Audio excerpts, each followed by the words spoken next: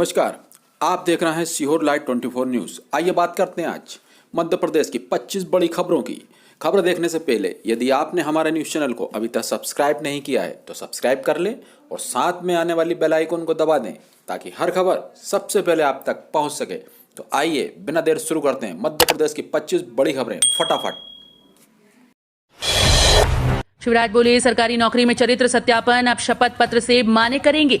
मुख्यमंत्री शिवराज सिंह चौहान ने कहा कि प्रदेश की सरकारी भर्ती में चरित्र सत्यापन अब केवल शपथ पत्र से ही मान्य किया जाएगा। इस व्यवस्था को जल्द लागू करेंगे। इसके अलावा लोक सेवा केंद्रों का विस्तार तहसील से आगे ग्राम पंचायत स्तर तक होगा। आने वाले 1 साल में 5000 से अधिक आबादी वाली ग्राम पंचायतों में उप लोक सेवा केंद्र स्थापित होंगे। नागरिकों को खसरे के प्रति सिर्फ 10 रुपए प्रति पृष्ठ उपलब्ध करवाई जाएगी।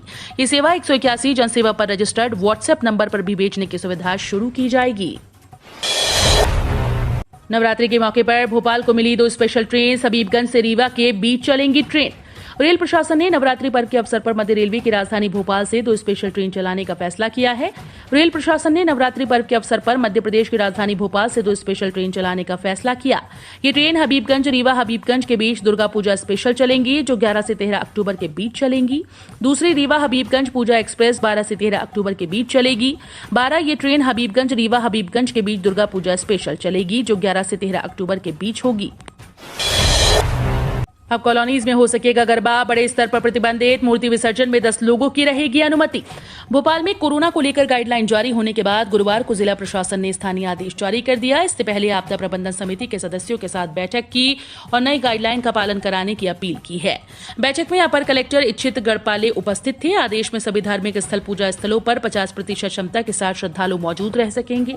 वहीं नवरात्र पर गरबे को लेकर सोसाइटी कॉलोनी में होने वाले आयोजन में क्षमता के 50% तक की अनुमति होगी। 47 बैकलॉग पदों के लिए दिवाली बाद इंटरव्यू पैनल का इंतजार। बरसों से देवी अहिल्या विश्वविद्यालय में खाली पड़े शिक्षकों के बैकलॉग पद भरने की प्रक्रिया काफी धीमी है। 47 पदों के बदले 450 आवेदन आए हैं, मगर इन्हें अभी तक छांटा नहीं गया। यहां तक विश्वविद्यालय ने इंटरव्यू के पैनल को लेकर राजभवन से औपचारिक चर्चा भी नहीं की। बस एक पत्र भेजकर खानापूर्ति की गई। अब अधिकारी दिवाली के बाद इंटरव्यू करवाने पर जोर दे रहे हैं। वैसे विश्वविद्यालय की कार्यशैली को देखते हुए दिसंबर से पहले प्रक्रिया शुरू होती नजर नहीं आ रही। 8 योजनाओं के लोगों को जन समस्याओं के कारण नहीं होना पड़ेगा परेशान। IDA की 8 योजनाओं के नगर निगम को हस्तांतरण की प्रक्रिया शुरू होने से वहां रहने वाले लोगों को बड़ी राहत मिलेगी। अब तक योजनाओं की मूलभूत समस्याओं का निराकरण समय पर नहीं हो पाता है और उन्हें हल करवाने के लिए नागरिकों को परेशान होना पड़ता है।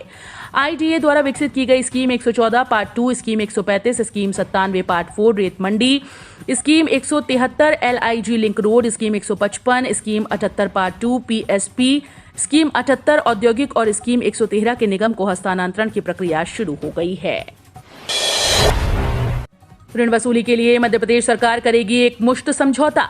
आवास बनाने के लिए गृह निर्माण सहकारी संस्था और उनके सदस्यों को 15 साल पहले जो ऋण दिया गया था, उसकी वसूली के लिए सरकार अब एक मुश्त समझौता करेगी। इसमें 30 दिनों के भीतर आवेदन करने और कुल मांग की 25% राशि जमा करने पर आवेदक समझौते के लिए पात्र होंगे। योजना में दंड ब्याज से छूट देने का प्रावधान रखा गया है। साथ ही 6 माह का समय पूरी राशि चुकाने के लिए दिया जाएगा। सहकारिता विभाग को उम्मीद है कि योजना के माध्यम से 421 करोड़ रुपए का ऋण वसूल हो सकेगा। सहकारिता मंत्री अरविंद सिंह भदौरिया ने बताया कि 15 वर्ष से अधिक के ऋण प्रकरणों के 421 करोड़ 54 लाख रुपए की वसूली होनी है। मध्य प्रदेश में अब जन्म के साथ ही मिलेगा जाति प्रमाण पत्र। प्रदेश में सशक्त तरीके से ई गवर्नेंस की शुरुआत हो रही है। गुरुवार को जन कल्याण और सुराज अभियान के तहत मिंटो हॉल में आयोजित कार्यक्रम में मुख्यमंत्री शिवराज सिंह चौहान ने भूमि से जुड़े दस्तावेज, खसरा खतौनी, अक्स सहित अन्य दस्तावेजों की कॉपी 10 रुपए की दर से व्हाट्सएप पर देने की घोषणा की है। मध्य प्रदेश में भूमि का नामांतरण होगा आसान। विक्रेता के नहीं आने पर मानी जाएगी मौन स्वीकृति। भूमि के नामांतरण की जटिल प्रक्रिया को आसान बनाया जा रहा है। जमीन बेचकर नामांतरण कराने में रुचि नहीं दिखाने वाले विक्रेताओं की वजह से परेशान होने वाले क्रेताओं को राहत देने और लंबित मामलों को तेजी से निपटाने के लिए अब सरकार ने नई व्यवस्था बनाई। इसके तहत राजस्व न्यायालय ने नोटिस तामील होने के बाद यदि विक्रेता नामांतरण के लिए उपस्थित नहीं होता है और आपत्ति भी दर्ज नहीं कराता है तो इसे उसकी मौन स्वीकृति माना जाएगा। एमपी में 27% ओबीसी आरक्षण देने की तैयारी। सरकारी कर्मचारियों की जातिगत जनगणना पूरी। सरकार ने पता किया किस वर्ग के कितने अधिकारी कर्मचारी। केंद्र सरकार भले ही जातिगत जनगणना कराने से कतरा रही है, लेकिन मध्य प्रदेश में जातिगत आधार पर कर्मचारियों की गणना पूरी हो गई। दरअसल नौकरियों में अन्य पिछड़ा वर्ग कोटा 14 से बढ़ाकर 27% करने का मामला अभी हाईकोर्ट में है। जिन याचिकाओं पर रोक लगी है उन्हें छोड़कर बाकी में 27% आरक्षण की प्रक्रिया सरकार ने शुरू कर दी है। पूर्व मध्य रेलवे में निकली बंपर भर्ती। 10वीं पास के लिए सुनहरा मौका। पूर्व मध्य रेलवे में अप्रेंटिस पदों पर भर्तियां होने जा रही हैं, जिसके लिए नोटिफिकेशन जारी हो चुका है। कुल 2206 पदों के लिए 5 अक्टूबर 2021 से आवेदन प्रक्रिया शुरू हो गई। उम्मीदवार rrcecr.gov.in पर जाकर अधिक जानकारी प्राप्त कर सकते हैं। जिन उम्मीदवारों का चयन किया जाएगा उन्हें पूर्व मध्य रेलवे के अंतर्गत आने वाले विशिष्ट डिवीजनों या इकाइयों में प्रशिक्षण दिया जाएगा। उपचुनाव में भाजपा और कांग्रेस में बागी तेवर। रैगांव में भाजपा तो जोबट में कांग्रेस परेशान। मध्य प्रदेश में खंडवा लोकसभा और रैगांव, जोबट व पृथ्वीपुर विधानसभा के उपचुनाव में राजनीतिक गर्मी उफान पर पहुंच गई। दावेदारी करने वाले नेताओं में टिकट नहीं मिलने से निराशा है और वे बागी तेवर दिखा रहे हैं, जिससे भाजपा और कांग्रेस दोनों ही पार्टीज को जूझना पड़ रहा है। रैगांव में भाजपा प्रत्याशी के खिलाफ दिवंगत विधायक जुगल किशोर बागड़ी के परिवार के 5 सदस्यों ने नामांकन दाखिल किया, तो जोबट में कलावती भूरिया के भतीजे ने निर्दलीय प्रत्याशी के रूप में नामांकन पत्र भरा है। शिवराज सरकार ने 2018 में लागू हो चुकी योजना को ही रीलॉन्च किया। शिवराज सरकार ने 2018 में लागू हो चुकी स्वामित्व योजना को ही रीलॉन्च कर दिया। मध्य प्रदेश में किसान सम्मान निधि बनी किसान अपमान निधि। सिर्फ शाजापुर जिले की 7 तहसीलों में 7,550 किसानों को 5.60 करोड़ रुपए की रिकवरी के नोटिस पहली सरकार ने किसानों के खाते में पैसे डाले और अब किसानों को राशि वापस करने का नोटिस दिया जा रहा है। यह आरोप मध्य प्रदेश कांग्रेस मीडिया विभाग के अध्यक्ष और पूर्व मंत्री जीतू पटवारी ने भोपाल में पत्रकार वार्ता के दौरान लगाए। एमपी में पहले योजना के तहत किसानों के खातों में डाले पैसे अब अपात्र बताकर कर रहे हैं राशि वसूल। बता दें कि मध्य प्रदेश में 2,51,391 ऐसे किसान हैं जिनके खातों में योजना के तहत 19,57,38,000 रुपए ऑनलाइन ट्रांसफर कर दिए गए। पैसा आते ही लोगों ने इन्हें खातों से निकाल लिया। बड़ी बात तो ये है कि इन लाभार्थियों में कई लोग इनकम टैक्स देते हैं, तो कहीं एक ही परिवार के कई लोगों के खातों में पैसे आए हैं और 80,000 किसान ऐसे मिले हैं जिनकी मौत हो चुकी है। भोपाल में जिनकी संख्या करीब 2,570 है। जबलपुर में 681 पहुंचा डेंगू के मरीजों का आंकड़ा। नुक्कड़ नाटक से बताया कैसे करे खतरे का सामना। डेंगू की रोकथाम के लिए स्वास्थ्य विभाग के द्वारा चलाई जा रही अभियान में नुक्कड़ नाटक का आयोजन किया गया। इस दौरान लोक राग समिति के कलाकारों ने संगीत में प्रस्तुति देकर नागरिकों को मच्छरों के काटने से होने वाले खतरे के प्रति आगाह किया। मच्छरों से कैसे बचाव करें, लार्वा विनिष्टीकरण कैसे किया जाता है, कलाकारों ने नाटक के माध्यम से बताया। इधर जिले में डेंगू मरीजों का आंकड़ा बढ़कर 681 पहुंच गया। अनाज तिलहन व्यापारी संघ के चुनाव की घोषणा, सदस्यों की सूची जारी। इंदौर अनाज तिलहन व्यापारी संघ के द्विवार्षिक चुनाव की घोषणा कर दी गई। निर्वाचन प्रक्रिया की शुरुआत करते हुए संघ के सदस्यों की सूची प्रकाशित की गई। शुक्रवार से दावे आपत्तियों का सिलसिला शुरू हो गया। छावनी अनाज मंडी व शहर के अन्य क्षेत्रों में भी अनाज दलहन व तिलहन का व्यापार करने वाले व्यापारी संस्था के सदस्य हैं। वर्ष 2021 के निर्वाचन में मतदाता सदस्यों के रूप में 671 सदस्यों को प्रारंभिक रूप से पात्र माना गया। सूची पर दावे आपत्तियां व नाम जानकारी संशोधन की प्रक्रिया शुरू कर दी गई। चयनित शिक्षकों को जारी हुआ नियुक्ति पत्र। प्रदेश के 12,043 चयनित शिक्षकों को गुरुवार को नियुक्ति पत्र जारी कर दिए गए। इनमें 8,342 उच्च माध्यमिक शिक्षक और 3,701 माध्यमिक शिक्षक शामिल हैं।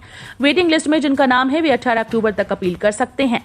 लोक शिक्षण संचालनालय की समिति उनकी अपील की सुनवाई कर समाधान करेगी। उधर गुरुवार को ही राजधानी भोपाल में 32 शिक्षकों ने ज्वाइन भी कर लिया है।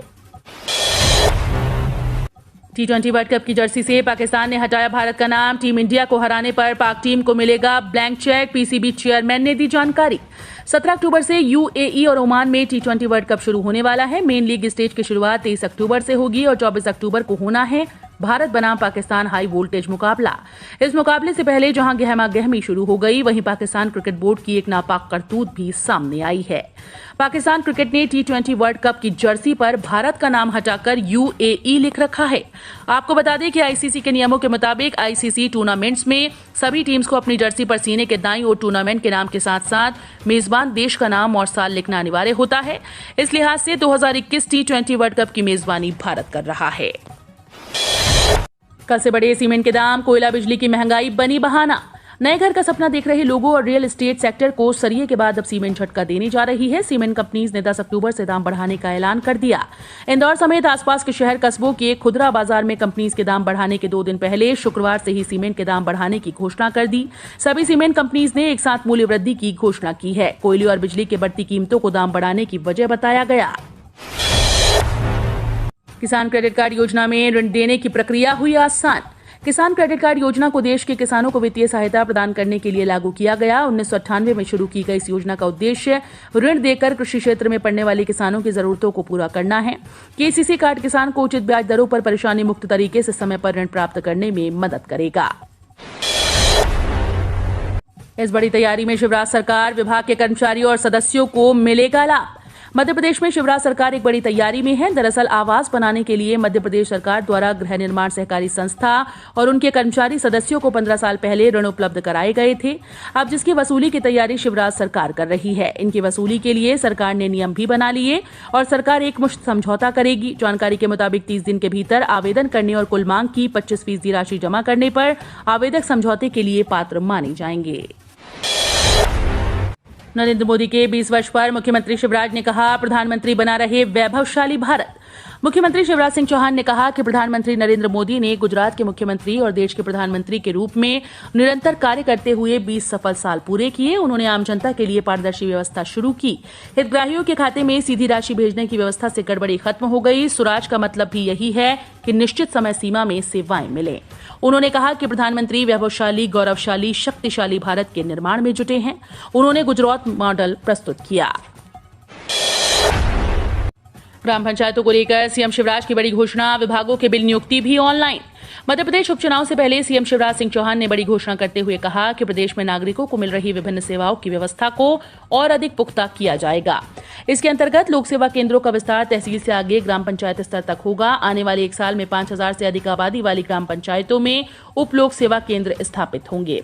नागरिकों को उनके द्वार पर सेवाएं उपलब्ध करवाई जाएंगी। सुप्रीम कोर्ट ने सरकार से पूछा, ईडब्ल्यूएस की आय सीमा 8 लाख तय करने का क्या है आधार। सुप्रीम कोर्ट ने मेडिकल कोर्सेज में दाखिले के लिए नीट परीक्षा में आरक्षण के संबंध में आर्थिक रूप से कमजोर वर्ग तय करने की खातिर 8 लाख रुपए वार्षिक आय की सीमा निर्धारित करने के केंद्र के फैसले पर उससे तीखे सवाल पूछे। शीर्ष अदालत ने गुरुवार को सामाजिक न्याय और अधिकारिता मंत्रालय और कार्मिक और प्रशिक्षण विभाग को मामले में पक्ष बनाने की अनुमति देते हुए उनसे इस बारे में हलफनामा दाखिल करने को कहा कि ईडब्ल्यूएस श्रेणी तय करने के लिए वार्षिक आय सीमा 8 लाख रुपए निर्धारित करने का क्या आधार था। एपीवाई केवल 210 रुपए प्रतिमाह निवेश करके 5000 रुपए मासिक पेंशन प्राप्त करे। एपीवाई या अटल पेंशन योजना मासिक प्रीमियम योजना मुख्य रूप से असंगठित और ग्रामीण क्षेत्रों में काम करने वाले लोगों के लिए बनाई गई योजना है। सब्सक्राइबर को एक निश्चित मासिक प्रीमियम का भुगतान करना होगा और उन्हें सेवानिवृत्ति के बाद पेंशन मिलेगी। वित्त वर्ष 22 में 28 लाख से अधिक नए एपीवाई अकाउंट जोड़ने के लिए पेंशन योजना चर्चा में है। कुल मिलाकर एपीवाई के तहत नामांकन 25 अगस्त 2021 को 3.30 करोड़ को पार कर गया। 1 नवंबर से इंदौर से शारजाह के लिए सीधी उड़ान। 1 नवंबर से इंदौर से शारजाह के लिए सीधी उड़ान आरंभ होगी। एयर इंडिया ने इसके लिए इंदौर एयरपोर्ट प्रबंधन को प्रस्ताव दिया। ये उड़ान सप्ताह में 2 दिन आरंभ होगी। सोमवार और शनिवार को ये उड़ान आरंभ होगी। आगे भी न्यूज़ देखने के लिए यदि आपने हमारे न्यूज़ चैनल को सब्सक्राइब नहीं किया है तो सब्सक्राइब कर लें ताकि आगे भी आप हमारी खबरों को देख सकें।